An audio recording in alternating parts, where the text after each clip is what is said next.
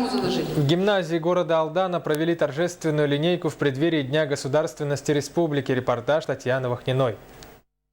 Рассказы о достижениях современников и почтение памяти выдающихся деятелей ушедших эпох, теплые поздравления и добрые напутствия. В актовом зале Алданской гимназии состоялась торжественная линейка, посвященная Дню государственности Якутии.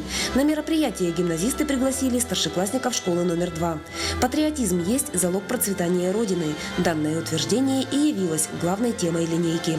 Конечно, дети должны иметь представление о том, о тех исторических ценностях той республики, где они живут, того места. Краткие экскурсы в историю Дня государственности чередовались с национальными танцами и патриотическими песнями. Начальник департамента образования по Алданскому району Елена Хрущ, присутствовавшая на линейке в качестве почетной гостьи, отметила, что особые надежды главным образом возлагаются на молодежь.